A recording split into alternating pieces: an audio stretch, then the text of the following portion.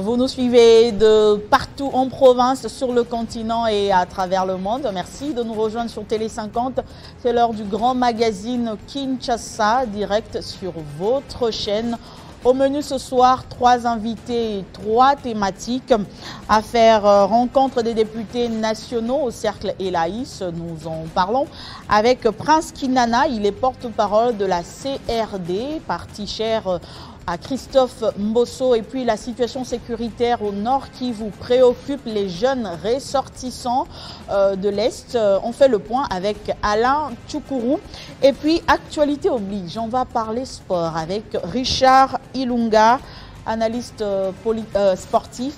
Bien avant tout cela, place aux grandes lignes de l'actualité avec Damaris Kaïlou. Merci Grâce à Lambo. Messieurs et dames, bonsoir. L'actualité sur Télé 50, c'est tout de suite.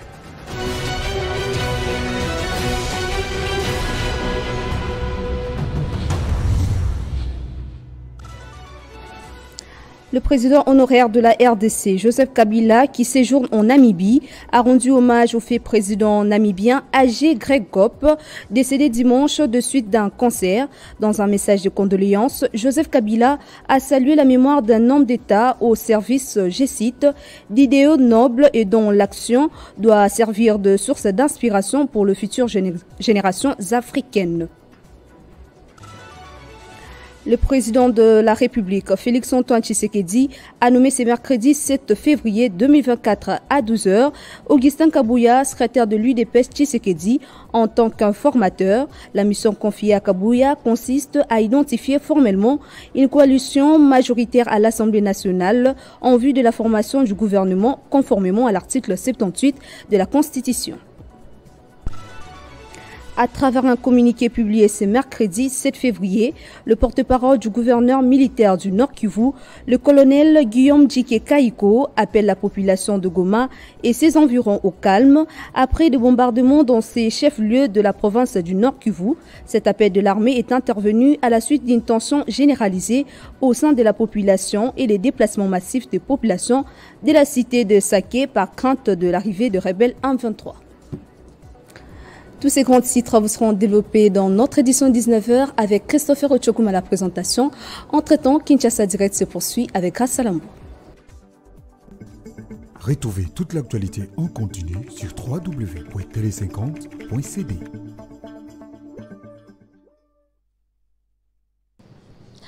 Des bombes ont été larguées à Goma et le grand événement culturel, le festival Amani, est reporté. La situation sécuritaire dans cette partie du pays est alarmante.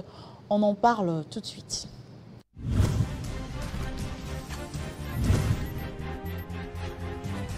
C'est un travail qu'on a dû faire.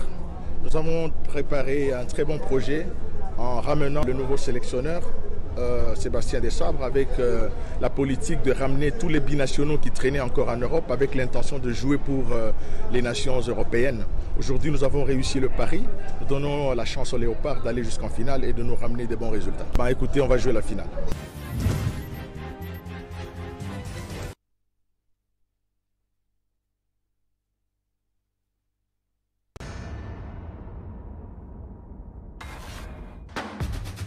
Guibou Camara, ça enchaîne en une touche, c'est bien, pour donner sur le côté, le centre et la reprise de la tête au premier poteau. Pas encore d'opportunité pour Mohamed Bayo, pénalty de la Guinée, c'est parfaitement exécuté, le Sili national.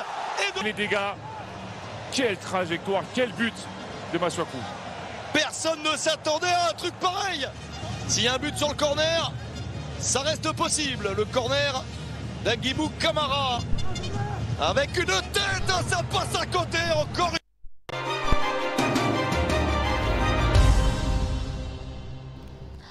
Alain Tchoukourou, coordonnateur des jeunes ressortissants de l'Est, nous a rejoint sur ce plateau. Vous êtes notre premier invité, bienvenue. Merci Madame Grace, merci également aux téléspectateurs de Télé 50.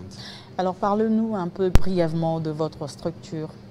Notre structure, les jeunes ressortissants de l'Est vivant ici à Kinshasa, c'est une structure qui regroupe les jeunes de l'Est, mais aussi les jeunes d'autres provinces qui partagent avec nous la douleur de ce qui nous arrive, nous, les jeunes de l'Est, c'est-à-dire les tueries, les viols qui s'effondrent tous les jours dans la partie Est de la République démocratique du Congo. Aujourd'hui, on parle trop du Nord Kivu parce que il y a Rutshuru et Masisi qui est sous contrôle des rebelles des M23. Et on oublie que dans l'Ituri, il y a encore des poches de l'insécurité. Donc c'est sur l'ensemble de la province, du Nord, du Sud et de l'Ituri, c'est là où il y a des problèmes.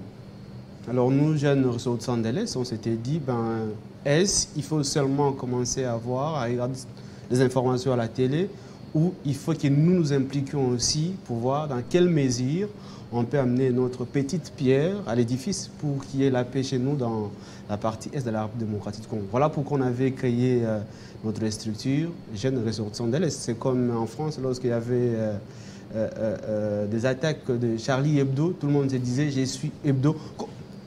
Comme aujourd'hui, tout le monde dit que je suis Goma. Les gens disent que je suis Goma, mais est-ce que tu es Goma? Pourquoi? Et qu'est-ce que tu fais pour être également, pour compatir avec la population de Goma? Est-ce qu'il faut seulement compatir ou il faut réfléchir comment trouver une solution pour la paix dans l'Est, pour qu'on continue à comptabiliser les morts parmi la population de l'Est? Voilà pourquoi on avait créé cette structure. Et nous, en créant, on a essayé de réfléchir. On s'était dit, est-ce qu'il faut toujours plairer? Est-ce qu'il faut toujours condamner? On a dit non. Alors, il faut... nous, on a créé, on s'était dit, si on demande nos leaders politiques, toutes tendances confondues, et aussi la société civile, pour qu'on essaie de réfléchir comment trouver la paix dans l'Est. Alors justement, comment trouver la paix dans l'Est? Dans une déclaration politique, votre structure propose l'organisation d'un forum. Pour quel but? Voilà, un forum de paix. Pour quel objectif?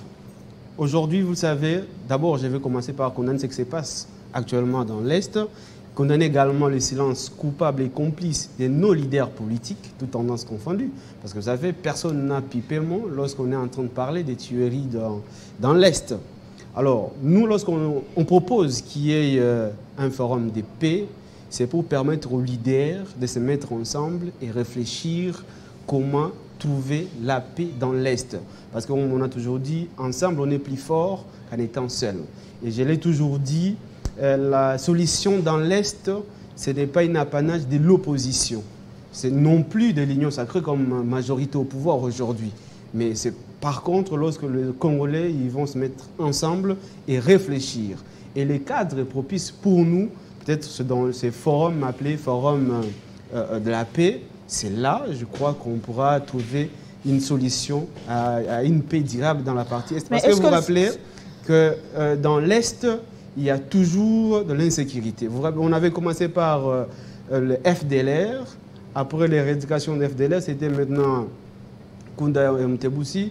Après, c'était M23. Donc, il y a toujours la recrudescence de l'insécurité dans l'Est. Et parfois, on attribue ça aux Congolais, qu'il y a quelques Congolais qui sont derrière ce qui se passe dans l'Est. C'est qu'on n'a toujours pas prouvé matériellement. Mais moi, je vais vous choquer, même les téléspectateurs, même nos leaders, pour dire ce qui se passe. Vous les connaissez, ces personnes qui sont impliquées? Non, mais c'est ce qu'on dit toujours. Mais on n'a pas de preuves matérielles. Mais moi, j'ai dit aujourd'hui que s'il n'y a pas encore la paix dans l'Est, c'est parce que nos leaders, toutes tendances confondues, n'ont pas encore cette volonté-là qui est la paix dans l'Est. Je ne le dis pas parce qu'ils sont derrière le M23, mais parce qu'ils refusent toujours de se mettre ensemble pour réfléchir la paix. Parce que si une fois ils se mettent ensemble pour réfléchir la paix, là je suis sûr et certain qu'il y aura la paix. Parce que Christophe Mbosso Kodia, c'est quelqu'un qui est un grand leader politique. Il a de mécanismes également, des stratégies à mettre ou à donner pour qu'il y ait la paix. C'est pareil avec Adolphe Muzito, c'est aussi avec Martin Fayoulou, comme avec Amere Lukwebo et les autres. Alors, si on est ensemble et commençons à réfléchir sur la paix... Mais il y a eu plusieurs forums sur la paix. Quelle est la particularité du forum que vous proposez? Parce qu'il y en a eu beaucoup. Non, il n'y a jamais eu de forums sur la paix. Il y a toujours des dialogues où le leader vient avec objectif de partager le pouvoir. Mais jamais nos leaders politiques ne s'est jamais mis ensemble sur une même table pour réfléchir la paix. Jamais. Est-ce que c'est le moment de réfléchir ou bien c'est le Très moment bonne d'agir? question. Ce n'est plus le moment de réfléchir là. Madame, ce qui se passe dans l'Est, ce n'est pas seulement la force militaire. Bien qu'on a besoin d'avoir une armée forte, bien sûr accompagnée d'une économie forte, mais nous avons besoin de stratégies. Nous avons besoin de montrer qu'on est ensemble. Comme les stratégies que vous avez ou bien que les politiques ont. Les stratégies là, ils vont venir d'où? Mais ce sont des politiques ou des militaires? Est-ce que vous savez aujourd'hui là où se trouve Corneille Nangaa? C'est parmi les leaders politiques de ce pays. Aujourd'hui, il est où? Aujourd'hui, il est rebelle. Pourquoi? Ce sont des questions que nous devons nous poser. Il faut apprendre à nous poser des bonnes questions pour trouver également des bonnes réponses. Parce que si un malade à l'hôpital, on n'arrive pas à faire des diagnostics sévères, on risque également de ne pas trouver ou de ne pas lui donner les produits qu'il faut pour sa guérison. C'est pareil avec la situation sécuritaire dans l'Est. Parce qu'on ne se pose pas de bonnes questions et voilà pourquoi la guerre persiste dans la partie est de la République démocratique du Congo. D'où, si les leaders politiques et aussi la société civile se mettent ensemble pour commencer à se poser de bonnes questions, voilà pourquoi nous on dit... Et vous qui proposez ce forum, quelle sera votre contribution? Nous déjà, c'est de donner le cadre propice là où les leaders vont venir, accompagné bien sûr de l'Église catholique et ECC bien sûr, avec nos partenaires, s'il est faut, pour nous permettre à se mettre sur une table pour réfléchir. Parce que c'est ce qui est primordial, madame. Et vous savez, il y a aussi le problème où on oublie les chefs terriens.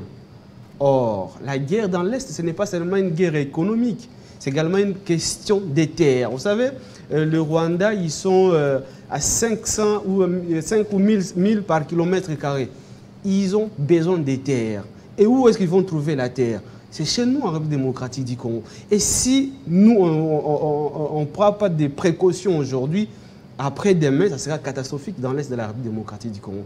Avec une question de peupler les peuples congolais dans leurs terres.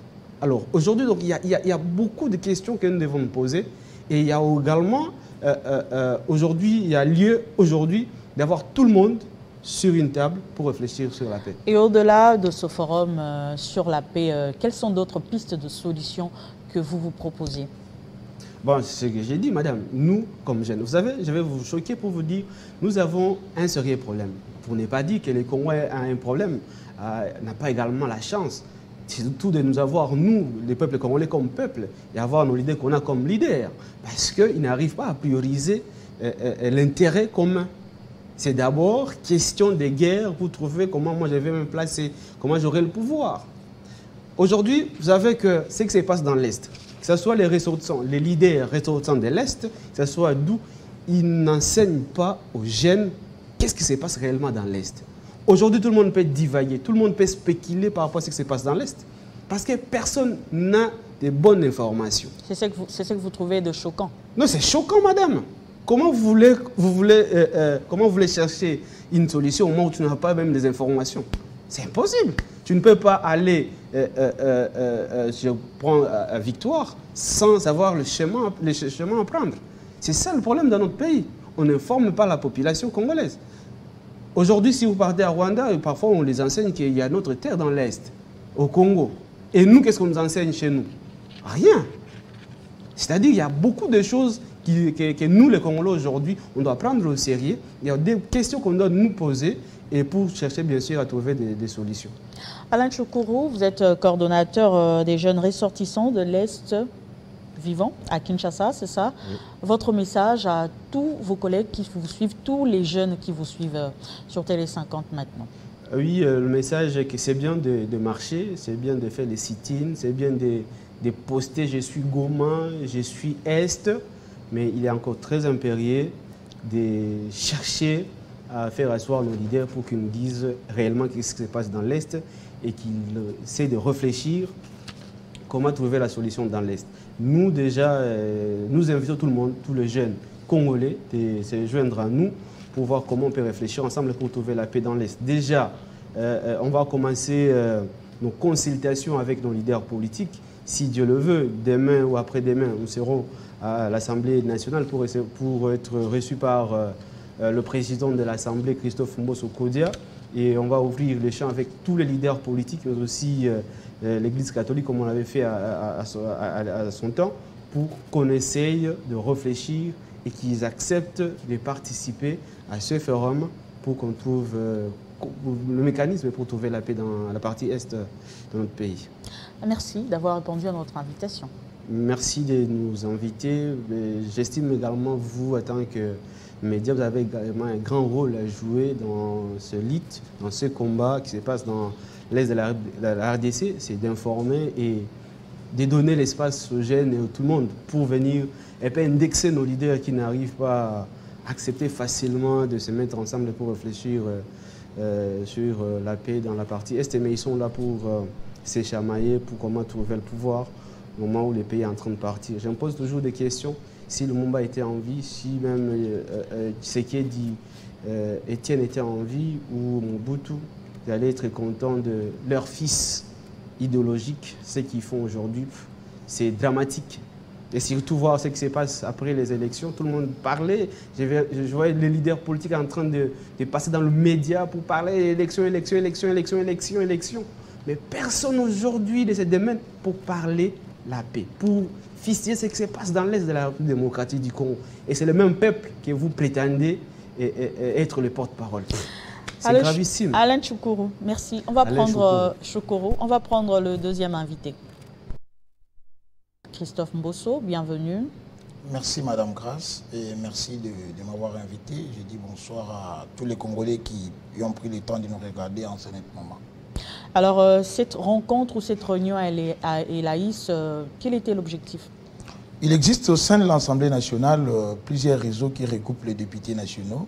Il y a les réseaux parlementaires des femmes, comme il y a aussi les réseaux parlementaires des jeunes. Alors, il a plu au président des réseaux parlementaires des jeunes, les députés de moins de 50 ans, qui puissent organiser une réunion, une rencontre au Cercle Elaïs où il devait inviter tous les députés de moins de 50 ans pour les accueillir, leur souhaiter la bienvenue au sein de cette chambre basse du Parlement et leur expliquer quelle serait leur mission et comment est-ce qu'ils peuvent travailler dans l'intérêt d'aider l'institution, la première institution de la République à pouvoir bien réussir sa tâche qui consiste à sécuriser les Congolais, à leur donner la tranquillité ou aussi la salubrité publique. Mais nous sommes consternés de voir qu'on prête à cette réunion des intentions qui n'étaient pas celles fixées par le président qui est l'honorable Ogi Kalonji. Quelles intentions exactement? Plus principalement, il y a les camps de M. Modeste Bati Lukwebo, qui est aujourd'hui député national aussi, qui a dit que cette réunion consistait à Kalonji de pouvoir donner à Mbosso des députés pour lui permettre à ce qu'il puisse remplir. Or, ce n'est pas exactement ce qu'il a dit. L'élu de Bukavu lutte justement contre le détournement des députés, c'est tout. Il a dit clairement qu'on invite les députés de moins de 50 ans pour préparer sa réélection. Tous les Congolais savent qu'aujourd'hui, l'ancien bureau a été dirigé par Mbosso et son âge lui a permis qu'il puisse conduire les bureaux provisoires et que ces paroles vaines qui ne trouvent même pas l'essence dans la sphère politique congolaise étaient adressées à Christophe Mbosso, qui n'a pas moins de 50 ans, qui n'était même pas présent lors de cette réunion. Ça nous a étonné. Il n'était pas présent à la réunion, mais il a financé cette réunion. Ce n'est pas Christophe Mbosso qui a financé la réunion. D'abord, il faudrait rappeler que la session extraordinaire, voire même la plénière inaugurale, n'a pas été présidée par Mbosso. Ça veut dire que même le finance ayant organisé cette cérémonie inaugurale n'était pas venu de la poche de Mbosso. On parle même de la le réunion bus qui a été... On parle de la réunion d'Elaïs. On parle de la réunion d'Elaïs, ça n'a pas été financé par Mbosso. Ogi Kalonji écrit au secrétaire général pour lui dire les députés de moins de 50 ans seront récits pour qu'on puisse leur souhaiter la bienvenue. Nous serons au niveau de Cercle Elaïs. Nous vous aimerions à ce que l'Assemblée nationale nous accompagne. L'ancien bureau ne pouvait pas décider quant à ça. Le secrétaire général a disponibilité du bus. Lorsque vous nous parlez de l'argent ici, nous ne sommes pas informés quant à ça. C'est à ce qu'il y a l'acte de fait d'en apporter le preuve. Pourquoi ceux qui sont Mbosso financés à cette réunion, ça ne doit venir que du Kambahati? Pourquoi c'est de l'opposition comme ça, Moutamba qui a été là et les autres, c'est du MLC, c'est de l'INC, les députés de l'IDPS ne l'ont pas dénoncé? Nous sommes concernés. Bon, nous, concernés, agités. Pourquoi cette attitude du côté de Christophe Mbosso? Mbosso n'est pas agité, il est calme. Mais vous êtes agité. Moi, je ne suis pas agité. Celui qui a été agité, c'est Bahati Lukwebo, parce qu'il a été le premier à nous prêter des fausses intentions. Les députés se réunissent. Il a été député et questeur de l'Assemblée nationale en 2006. Il reconnaît clairement qu'il existe un réseau depuis des jeunes parlementaires de moins de 50 ans. Et son après fils les a été élections, présent la RDC passe une période des enjeux. Des enjeux. Alors, réunir des députés, financer une réunion, vous pensez que il n'y a pas de dessous de carte? Je vais me redire en disant qu'il n'y a pas de preuve que Mbosso a financé cette réunion. Il n'était pas présent, ce n'était pas lui le président du réseau parlementaire, c'est Ogi Kalonji. Et ce n'est pas Mbosso qui a appelé ces députés, il ne les a pas réunis. Il y avait des députés de tous bords, de toutes tendances confondues, des députés ici de tous les partis politiques. C'est seulement le camp Bahati qui a essayé un peu de déformer l'objectif de cette réunion. Et il a distillé au sein même de l'opinion nationale et internationale des fausses pensées. D'où nous en tirons que c'est lui qui est agité. C'est pour cela que vous allez constater, madame, qu'après chaque cycle électoral, ou au moment où on veut gérer les ambitions de chaque camp politique, Modeste Bahati s'est toujours avéré être un problème. Mais chacun a ses ambitions. Vous n'avez pas d'ambition? Mais est-ce que nos ambitions sont à dire à Bahati? L'Union sacrée a une autorité politique, c'est Félix Antoine Tshilombo. Et il y a de ces postes clés qui relèvent seulement du pouvoir dictionnaire des chefs de l'État. Ça ne dépend pas de Mbosso pour qu'il puisse dire que j'aimerais être président de l'Assemblée nationale ou je vais être Premier ministre ou mettez-moi au Sénat. C'est à Félix Tshisekedi qui sait à qui confier tel poste pour avoir un résultat escompté. Donc nous, depuis Bel-Irette, on a toujours constaté que Bahati Lukwebo, à chaque période cruciale où on veut soit sortir les gouvernements, il a toujours créé des problèmes. Ça a été le cas avec le FCC. Vous vous rappellerez lorsqu'il était dans le FCC et que Kabila a voulu porter la candidature de Tambo Mwamba, ça n'a pas plu à M. Bahati. Nous commençons maintenant à donner raison à tous ces politiques qui lui ont toujours traité de Maradona pour lui attribuer qui a tout. Mais en politique, c'est normal d'avoir des ambitions. Quand vous faites la politique et vous n'avez pas d'ambition, c'est que vous ne savez pas ce que vous faites. Les ambitions doivent être gérées selon l'ordre dans la famille politique. Aujourd'hui, l'Union sacrée existe. Tshisekedi est là. Nous avons une charte que nous avions signée. Nous sommes contraints à respecter un règlement donné. Mais lorsque vous venez chaque personne a des ambitions selon sa force politique. Quand vous êtes fort, vous avez de grandes ambitions. Quand vous êtes faible, vous n'avez pas de grandes ambitions. Dites-moi, c'est madame, ça aussi le problème. Vous prétendez être fort et que vous faites prévaloir vos ambitions, cela vous empêche ou cela vous donne le droit d'aller troubler les autres, d'aller créer des problèmes, même lorsque les gens doivent penser État, lorsque les gens doivent penser République. C'est ce qui a toujours caractérisé Modeste Bahati. Mais au finish, monsieur Kinana, qu'est-ce qui ressort de cette réunion? Mais je ne suis pas député, il fallait peut-être demander à Bahati. C'est lui qui est venu nous dire que cette réunion consistait à mais puisque vous êtes là pour en parler, c'est que vous savez ce qui a été dit là. Nous inscrire en faux. Par rapport à ce qui a été dit, Mbosso n'a jamais convoqué une réunion pour qu'il puisse débaucher les députés parce qu'il a assemblé dans une vidéo qui est devenue virale sur les réseaux sociaux, intimider même ses propres députés, oubliant que les mandats des députés revêtent un caractère non impératif. C'est pas de l'intimidation, il a juste rappelé leurs devoirs et leurs droits, c'est tout. Nous avons tous suivi cette vidéo. Il a même craché sur l'arrêt de la Cour constitutionnelle ayant permis à ce qu'il y ait une création de l'Union sacrée lorsqu'il est en train de dire l'ère de la récréation est passée, maintenant nous sommes à l'ère du retour à l'ordre constitutionnel des choses. Donc il a voulu même dire que Tshisekedi n'a dirigé pendant 5 ans en violant la Constitution. Or c'est faux, c'est carrément faux. Le mandat des députés est non impératif. On ne peut pas retenir des députés comme des petits-enfants pour dire venez, ne portez pas ça ici et ça et là. Mais la Constitution est claire à ce sujet, M. Kinana. La Constitution est très claire. Quand le député quitte délibérément son parti politique, il perd le mandat. Bon, est-ce que lors de cette réunion, il a été question de dire aux députés, quittez Bahati, venez chez Mbosso, quittez Kamere, allez chez Kabouya, quittez Bemba, allez chez Luando? Nullement, madame. Alors moi, j'aimerais peut-être que lui, ou soit l'honorable Ogi Kalonji, parce que c'est lui qui préside ces réseaux parlementaires des jeunes, qui viennent éclairer parce que nous sommes contre le propre qui est jeté en la personne de Christophe Mbosso. Parce que même les communicateurs de Modeste Bahati, ils sont en train de diffamer, ils distillent des faussetés dans des chaînes de télévision, dans des médias, pour pouvoir saper Mbosso. Mbosso fait partie de ces hommes politiques intègres et loyaux qui a su travailler pour la réussite de ses premiers mandats pendant les 2 ans et demi que le peuple congolais a pu bénéficier après la coalition FCC-CACH. La stabilité institutionnelle, la bonne gestion au niveau de l'Assemblée nationale, tout ça ressort de Christophe Mbosso. Mais Modeste Bahati, comme il sait qu'il n'a pas pu bien suggérer au Sénat, au niveau du Sénat, les agents cadres de l'État sont en train de réclamer. Ils n'ont jamais touché leur 13e mois. Il y a des arriérés là-bas, mais il n'y va plus. Pourquoi?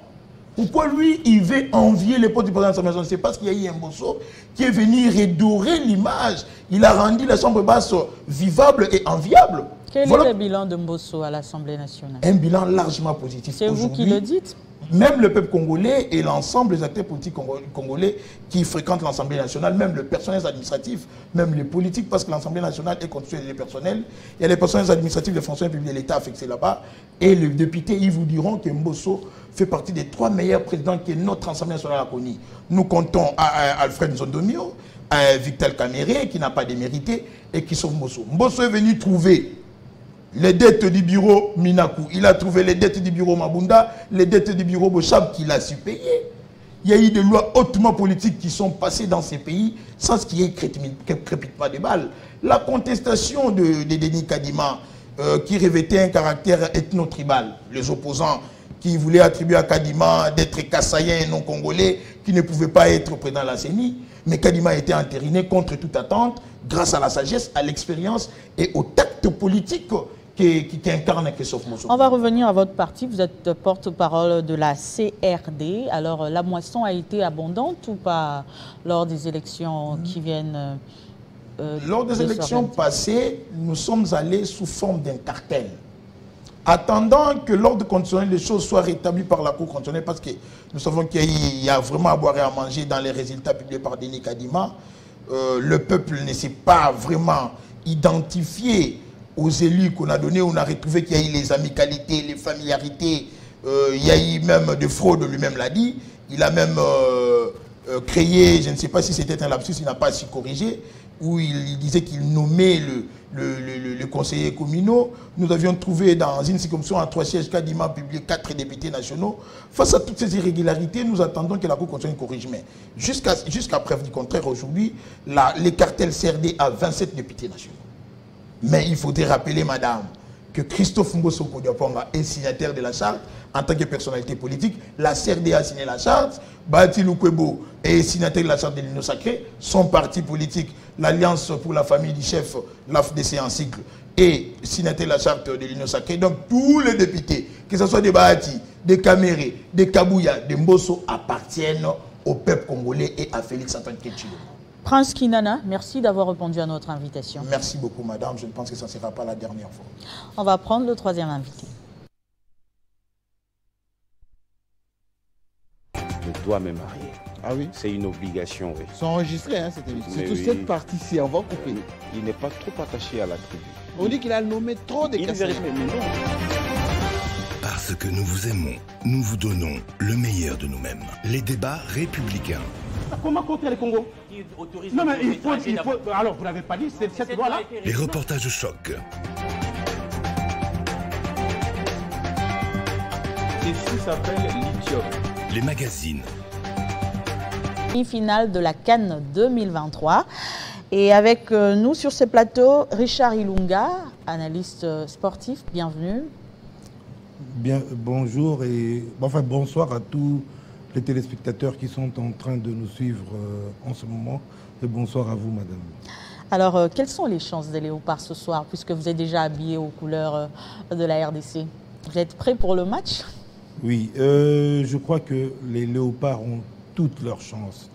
Parce que lorsque j'interroge l'histoire de la Coupe d'Afrique des Nations, je me rends compte que systématiquement, quand les Léopards ont gagné la Coupe d'Afrique des Nations, ils ont battu le pays organisateur en demi-finale. Et chose qui est extraordinaire, c'est de savoir que c'est sur le même score que les Léopards gagnent leur match de demi-finale contre le pays organisateur, c'est-à-dire 3-2. Pour ceux qui aiment jouer à la loterie, je les invite à aller très vite jouer 3-2. Les Léopards vont gagner. Alors, comment vous jugez leur parcours depuis le début jusqu'à ce niveau? C'est un parcours extraordinaire. C'est un parcours fait de volonté, d'abnégation. Ce sont des jeunes en qui beaucoup ne croyaient pas quand ils étaient en train de partir. Tout le monde disait, s'ils passent la phase de groupe, c'est extraordinaire. Ils sont aujourd'hui en demi-finale. Je crois qu'ils nous garantissent et le présent, parce que nous voulons qu'ils gagnent, et l'avenir. Ce sont des joueurs extraordinaires. Et au niveau de leur système de jeu, qu'est-ce qu'ils doivent améliorer selon vous? Et vous savez, ils sont en train de faire quelque chose d'extraordinaire. Surtout l'entraîneur que je salue, c'est d'avoir une équipe type. Et sur chaque match, ils sont en train de s'améliorer parce qu'ils se connaissent de plus en plus. Et je crois que c'est une équipe très bien équilibrée. C'est pour ça qu'on encaisse difficilement. Nous n'avons encaissé pratiquement que sur phase arrêtée. Et ça veut dire qu'on a un bloc équipe. Et je crois qu'il ne faut pas chercher la petite bête. Nous avons une très bonne équipe, bien équilibrée. Ce n'est pas une équipe extraordinaire, mais c'est une équipe qui me rappelle surtout l'Allemagne. L'Allemagne, parfois, quand elle joue, on ne voit pas de très très grands joueurs, mais on a en face une équipe qui est capable de résister à tout. Et je crois que c'est ça la République démocratique du Congo en ce moment. Vous avez des informations en ce qui concerne nos joueurs. Alors la question de prime fait couler beaucoup d'encre aussi. Est-ce qu'ils ont déjà reçu leur prime? Parce que quand les joueurs sont démotivés, alors le match n'est pas également bon. Alors je ne sais pas si on a le même stylo, mais en tout cas moi je n'ai pas entendu parler de l'encre qui coulait à cause des primes. Parce que tous, ils disaient que au niveau du gouvernement, ça se passe très très bien. Je n'ai pas entendu parler de ça. Et je crois que même eux-mêmes, ce n'est pas le moment de parler de ça. Et je crois qu'il y a même mieux pour eux. C'est qu'ils ont une pensée. Comme je demande à tous les Congolais d'avoir un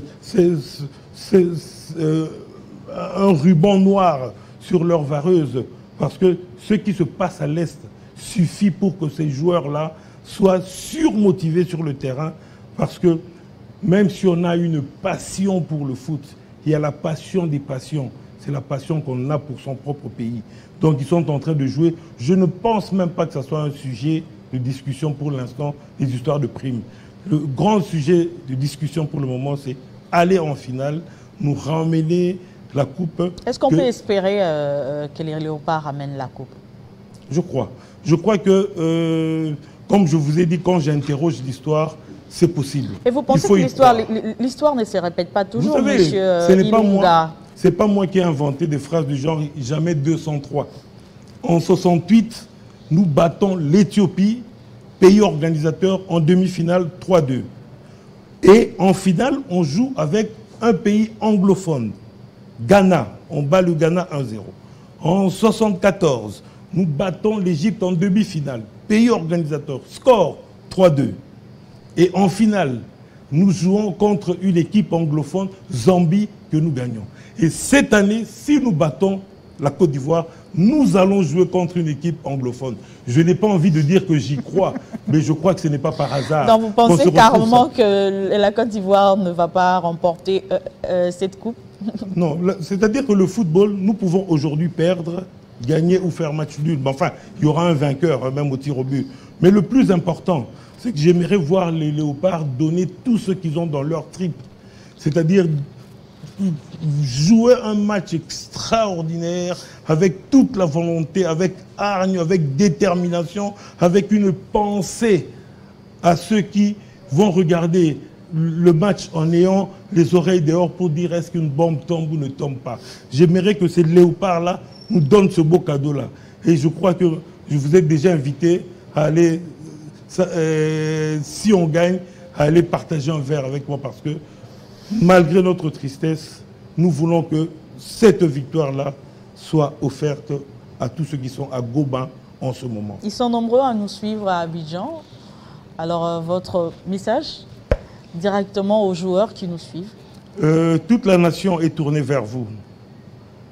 Pensez à ce que vos aînés, vos parents ont fait, et ça sera une source qui va vous permettre d'avoir l'énergie nécessaire. Ça sera un très grand match. Vous jouez contre le pays organisateur, vous allez jouer contre l'arbitre, vous allez jouer contre le public, vous allez jouer contre tout.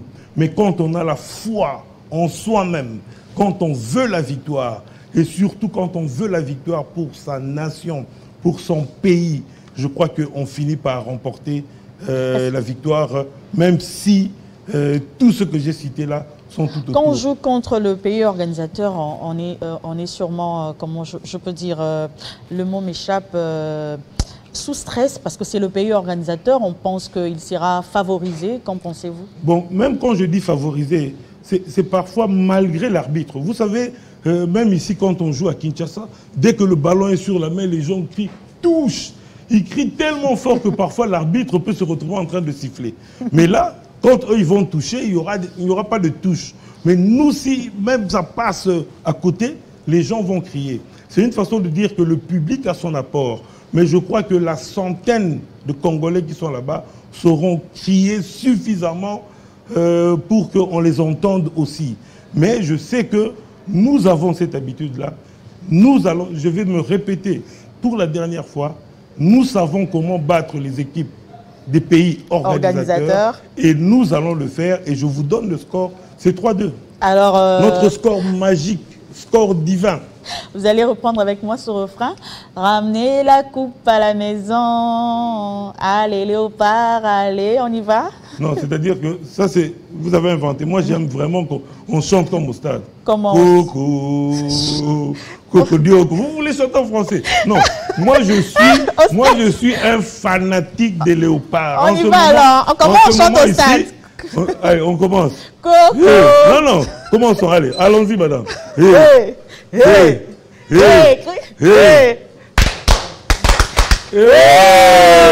Voilà, c'est ça le stade.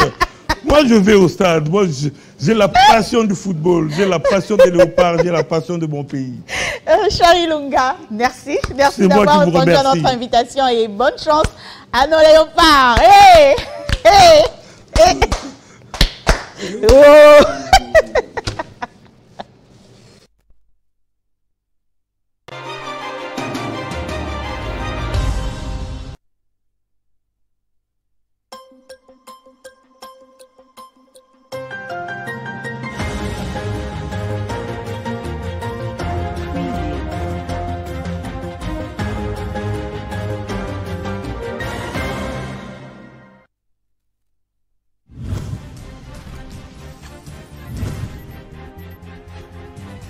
C'est un travail qu'on a dû faire. Nous avons préparé un très bon projet en ramenant le nouveau sélectionneur, Sébastien Desabre, avec la politique de ramener tous les binationaux qui traînaient encore en Europe avec l'intention de jouer pour les nations européennes. Aujourd'hui, nous avons réussi le pari. Nous donnons la chance aux Léopards d'aller jusqu'en finale et de nous ramener des bons résultats. Écoutez, on va jouer la finale.